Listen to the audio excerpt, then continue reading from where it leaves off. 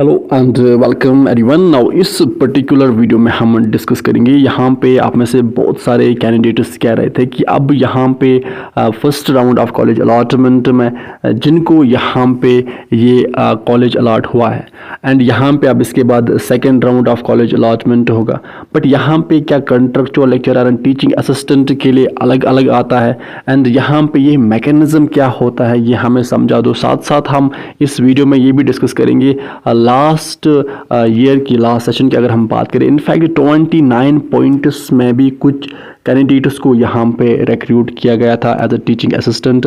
अब ये सारी चीज़ें हम इस वीडियो में डिस्कस करेंगे। साथ साथ आप में से बहुत सारे जो फर्स्ट राउंड में यहाँ पे सिलेक्ट हुए हैं, जिनको यहाँ पे ऑफर आया है, जिनको यहाँ पे कॉलेज अलॉट हुआ है, अब वो कह रहे थे कि अगर हम यहाँ पे जो ज्वाइनिंग डेडलाइन दी गई है first round of college allotment में, जो देन ज्वाइनिंग की डेडलाइन दी गई है दैट इज़ 5 अगस्त कल 4 PM तक, अब वो कह रहे थे कि अगर हम यहाँ पे ज्वाइन ना करें तो देन यहाँ पे क्या होगा। देखो बेटा, अगर आप यहाँ पे ज्वाइन नहीं करोगे तो यहाँ पे सिंपली आपको कैंसिल किया जाएगा। नेक्स्ट राउंड में आपको यहाँ पे कॉलेज अलॉट नहीं किया जाएगा। सो अब आप कल दैट इज 5 अगस्त 4 PM तक जो कॉलेज आपको अलॉट हुआ है आप वहाँ पे जाए एंड ज्वाइन कीजिए as a contractual lecturer for the academic session 2026-27 के लिए।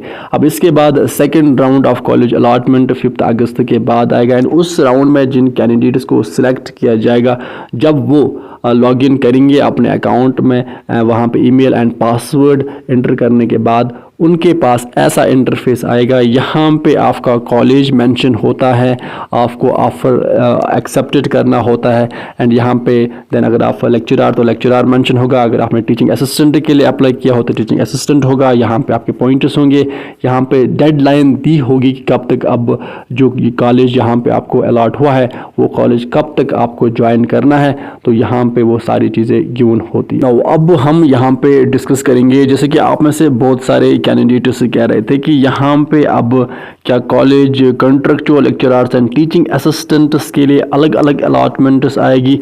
ये जो मैकेनिज्म है कॉलेज अलॉटमेंट का ये हमें समझ में नहीं आ रहा है, तो ये हमें समझा दीजिए। देखो पहले मैं आपको बता दूं कि यहाँ पे सेपरेटली नहीं आता है, एक साथ आ जाता है। अब कैसे, मैं आपको एक सिंपल एग्जाम्पल से ये चीज़ें समझाऊंगा।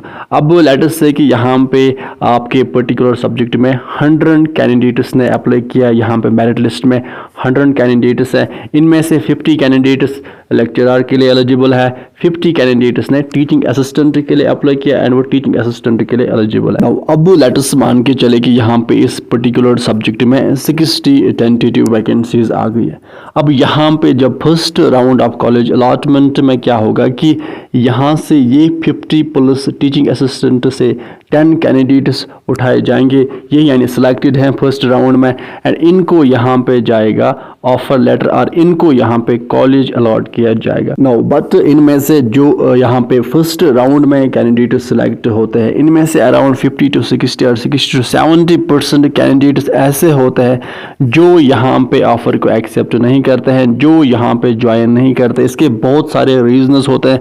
एक रीज़न ये होता है कि यहाँ पे आप सब जानते हैं कि बहुत ही कम टाइम दिया जाता है, 3 से 4 दिन दिए जाते हैं कि यहाँ पे ऑफ़र को एक्सेप्ट करने के लिए एंड कॉलेज ज्वाइन करने के लिए, तो यहाँ पे कुछ कैंडिडेट्स को लेट पता चलता है। एंड सेकंड रीज़न यहाँ पे ये रहता है कि बहुत सारे कैंडिडेट्स जो कॉलेज फर्स्ट प्रेफरेंस पे रखते हैं उनको वो कॉलेज अलॉट नहीं होता है, देन यहाँ पे उनको किसी अदर डिवीजन में, कश्मीर वालों को जम्मू डिवीजन में, जम्मू वालों को कश्मीर डिवीजन में कॉलेज अलॉट होता है, जिसकी वजह से वो ज्वाइन नहीं करते। और भी बहुत सारे रीजंस होते हैं। इसी वजह से यहाँ पे अगर हम प्रीवियस एकेडमिक सेशंस की बात करें तो वहाँ पे इनफैक्ट जिन कैंडिडेट्स के 25 पॉइंट्स थे तो उनको भी वहाँ पे कॉलेज अलॉट हुआ था। तो सब्जेक्ट एंड ये जो मेरिट होता है ये सब्जेक्ट वाइज वेरी करता है, डिपेंड होता है कि आपके पर्टिकुलर सब्जेक्ट में कितनी वैकेंसीज हैं, कितने कैंडिडेट्स ज्वाइन करेंगे, कितने ज्वाइन नहीं करेंगे, कितने